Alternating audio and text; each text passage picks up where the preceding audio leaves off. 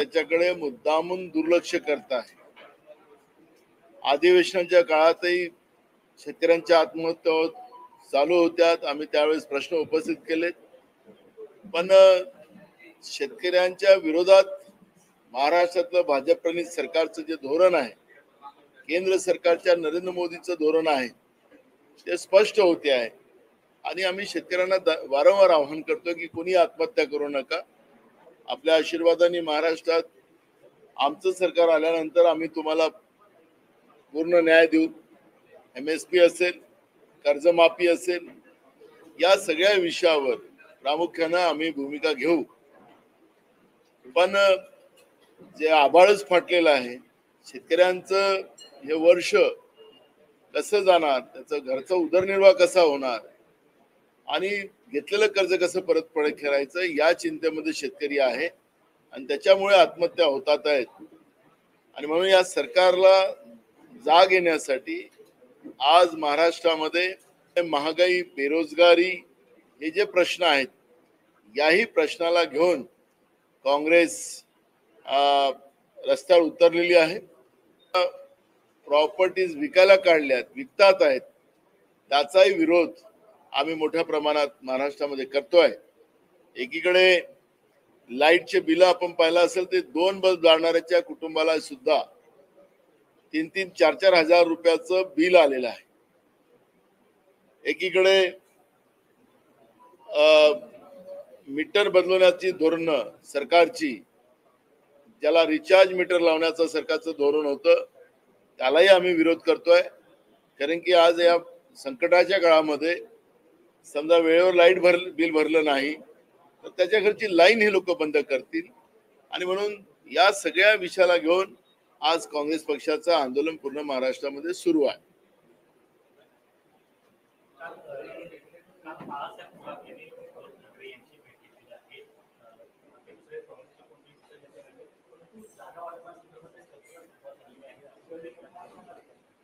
बघा, 4 तारखेला आमचे प्रभारी रमेश चलिंथलाजी येतात आहेत. आम्ही ज्या कमिट्या AICC जाहीर केलेल्या आहेत, हायकमांडने केलेल्या आहेत, त्या कमिटी बरोबर बसून नेमक्या किती जागा आम्हाला लढायच्या त्याच्याबद्दलचा एक रोडमॅप त्या ठिकाणी केला जाणार आहे. 7 तारखेला 3:30 वाजता आमच्या महाविकास आघाडीची मीटिंग आहे, त्यामध्ये जागा वाटपाच्या धोरणाबाबतची चर्चा होणार.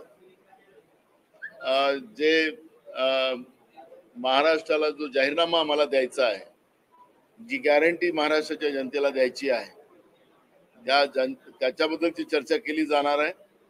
आणि महाराष्ट्रातलं जनतेवर कर्ज लादणारं आणि महाराष्ट्राला बर्बाद करणारं जे सरकार आज एकनाथ शिंदेचं आणि भाजप सरकार आहे, त्या सरकारच्या विरोधात लढण्याची भूमिका, त्याच्यातले मुद्दे घेऊन लढण्याची भूमिका येणाऱ्या 7 तारखेला आम्ही ती ठरवणार आहोत.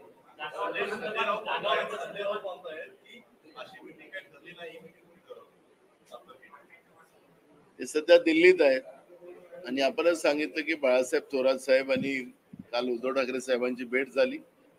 2 दिवसाच्या पहिले माझं उद्धव ठाकरे साहेबांशी बोलणं झालेलं होतं आणि काल बाळासाहेबांना मला विचारून ते तिथे गेले होते. त्याच ठिकाणी मीटिंग झाली, त्याच्यानंतर माझ्याशी फोनवर बोलणं झालं आणि 7 तारीख त्या ठिकाणी ठरलेली आहे. ते दिल्लीत असल्यामुळे त्यांना हे माहिती नसेल, त्यामुळे अनावधानाने ते बोलले असतील.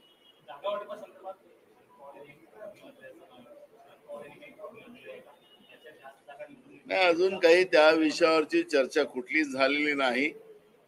त्याच्यामुळे पवार साहेबांच्या आज काही बातम्या आलेल्या आहेत त्याच्यावरची कुठली चर्चा झालेली नाही आज तरी. त्यामुळे 7 तारखेला त्या विषयावरचा प्रस्ताव पुढे येईल.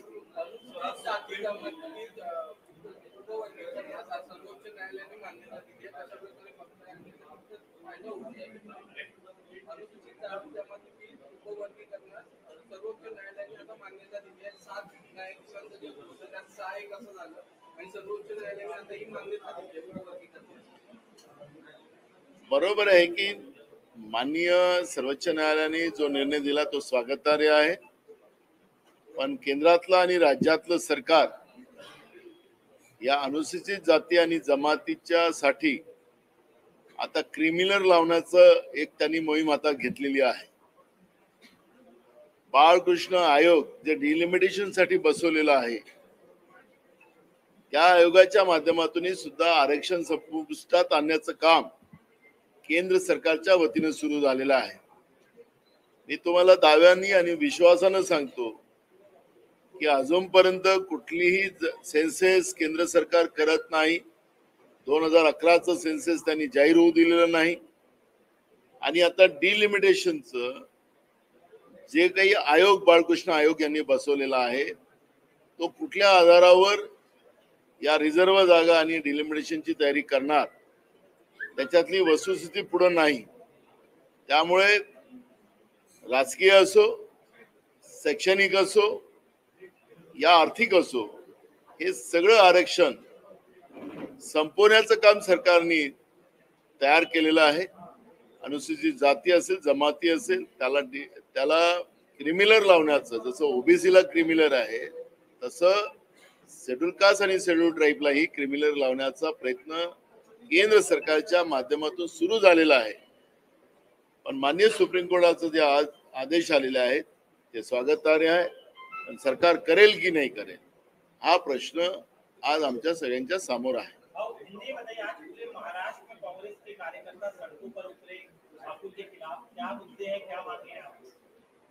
देखो, केंद्र और राज्य की सरकार जो है, मैं जब एक मुद्दा छूट गया तो मराठी में बोलता हूँ कि महाराष्ट्र में बड़े पैमाने में जो अतिवृष्टि हुई उसमें सरकार ने ध्यान देना था और सरकार ध्यान नहीं दे रही. किसान बड़े पैमाने में आत्महत्या कर रही.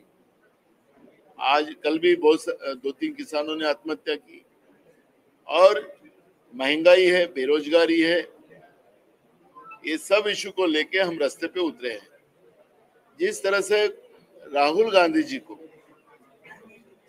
की जात का उल्लेख भाजपा के केंद्रीय मंत्री ने जो कल किया, उसका हम निषेध करते हैं. राहुल गांधी जी की जाति देश की जनता है और इसलिए देश की जनता के लड़ने वाले को जिस तरह से भाजपा के केंद्रीय मंत्री ने अपमानित किया, लोकसभा में अपमानित किया, तो सिर्फ राहुल गांधी का अपमान नहीं, ये अपमान देश के जो पिछड़ी जाति के लोग हैं, वो ओबीसी हो, शेड्यूल कास्ट हो, आदिवासी हो, एंटी विजेंटी के लोग हो, इन सब समाज का अपमान भाजपा ने लोकसभा में किया है.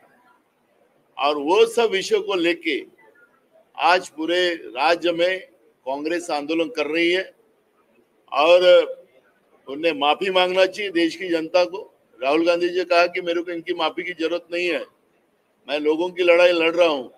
लेकिन जिस तरह से राहुल जी देश के बहुजनों के लिए लड़ाई लड़ रहे हैं, सेंसस की बात कर रहे हैं, जाति न्याय जनगणना की बात कर रहे हैं, उस आधार पे गुस्से में आकर जो बीजेपी ने, जो संसद में बीजेपी के मंत्री ने जिस तरह से राहुल जी का अपमान किया है, उसका विरोध हम पूरे राज्य में कर रहे हैं. आज पूरे सड़क पर कांग्रेसी आपको देखने को मिलेगा.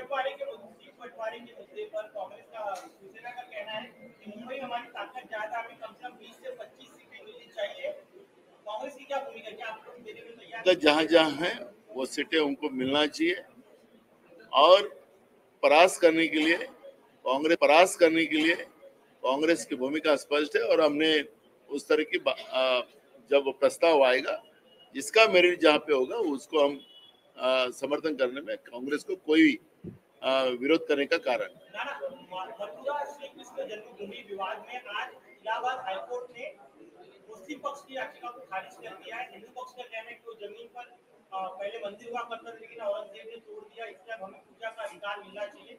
इस तरह का विवाद सामने आया, कोर्ट ने फैसला दिया है. देखो, माननीय सुप्रीम कोर्ट ने जो डिसीजन दिया है उसका स्वागत ही करेंगे. कोर्ट इलाहाबाद हाई कोर्ट ने जो उसका स्वागत ही करेंगे.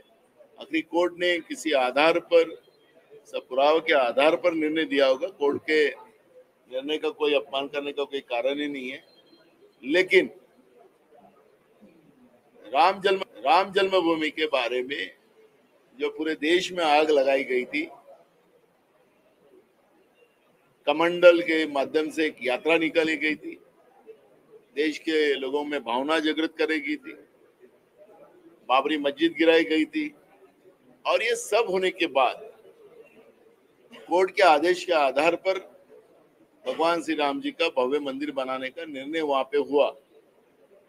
लेकिन आज वहां की स्थिति क्या है?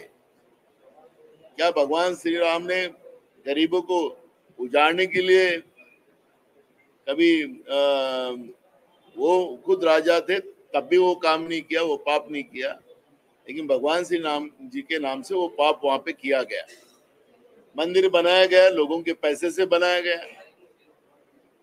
तो मंदिर में भी भ्रष्टाचार हुआ। मंदिर परिसर में पानी घुस गया, मंदिर में ऊपर से भी पानी गिर रहा है, भगवान श्री राम जी के ऊपर से पानी गिर रहा है, मंदिर में लीकेजेस है। तो मंदिर में भी भ्रष्टाचार करने वाली व्यवस्था जो है, उनको भी ये समझना चाहिए।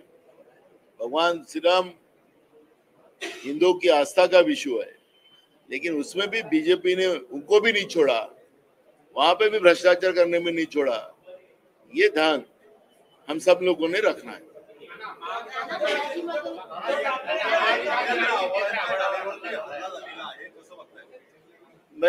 मी सांगतोय की महाराष्ट्रामध्ये जे काँग्रेसचं आंदोलन प्रत्येक जिल्ह्यात जे सुरू आहे, त्या आंदोलनामध्ये एक मुद्दा अजून आहे की राहुल गांधीजींनी जातीय जनगणनेचा मुद्दा लोकसभेमध्ये उपस्थित करून या देशाच्या OBC, schedule caste, schedule tribe, भटक्या विमुक्त जातीच्या लोकांना न्याय देण्यासाठी, आर्थिक कमजोर असलेल्या लोकांना न्याय देण्यासाठी त्यांनी जो प्रयत्न सुरू केलेला आहे आणि प्रामाणिक प्रयत्न, त्याला चिडून काल केंद्रातल्या भाजपच्या मंत्र्यांनी लोकसभेमध्ये राहुल गांधीची जात काढून या देशाच्या OBC, schedule caste, schedule tribe आणि भटक्या विमुक्त जातीचा अपमान करण्याचं काम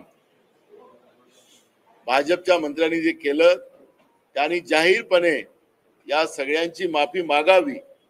राहुल गांधींनी सांगितलं की मला यांच्या माफीची गरज नाही, मी प्रामाणिकपणे ओबीसी साठी, शेड्यूल कास्ट, शेड्यूल ट्राईब, भटक्या विमुक्त जातीसाठी लढतोय, आणि त्याच्यामुळे यांची नाही पण केंद्रातल्या नरेंद्र मोदीने, कारण नरेंद्र मोदींनी पण त्यांच्या त्या मंत्र्यांच्या सपोर्टला ट्विट केलं, म्हणून नरेंद्र मोदींनी या देशाच्या या बहुजनांची माफी मागावी, ही भूमिका घेऊन काँग्रेस पक्षाच्या सगळ्या कार्यकर्त्यांनी रस्त्यावर आंदोलन सुरू केलेलं आहे आणि त्याचं दखल नरेंद्र मोदीजींनी घ्यावं, ही भूमिका आजच्या मोर्चाची आहे।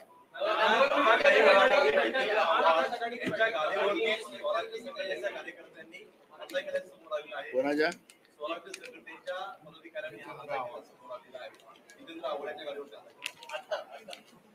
महाराष्ट्रामध्ये कायदा सुव्यवस्था वाचलेलाच नाही। परवा सत्ता पक्षाच्या आमदाराच्या गाडीला फोडलं गेलं, आज विरोधी पक्षाच्या आमदाराच्या गाडीला आणि त्यांना तोडफोड करून त्यांना धमकवलं जातोय। आखरी महाराष्ट्रात चाललं काय?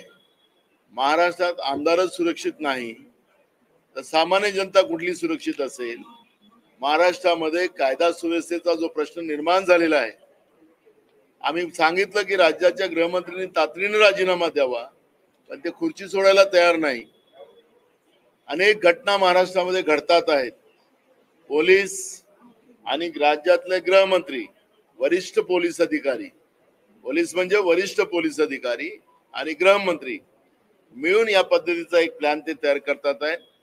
पोलीस खालच्या पोलिसांवर मोठा एक दबाव वरिष्ठ अधिकाऱ्यांचा आणि गृहमंत्र्याचा आहे। महाराष्ट्राच्या इतिहासात एवढं कधी घाणेरडं राजकारण झालं नाही, कायदा सुव्यवस्था एवढा कधी बिघडला नाही, तो देवेंद्र फडणवीसांच्या काळामध्ये बिघडलेला आहे। आणि वरिष्ठ अधिकारी जे डीजी या ठिकाणी बसलेले आहेत, रश्मी शुक्ला, या रश्मी शुक्ला सुद्धा त्यांचं पोस्टिंग जे आहे ते एक प्रकारच्या चुकीच्या व्यवस्थेच्या माध्यमातून त्या ठिकाणी केले गेलेलं आहे। या पूर्ण भाजपसाठी काम करताना आपण पाहतोय.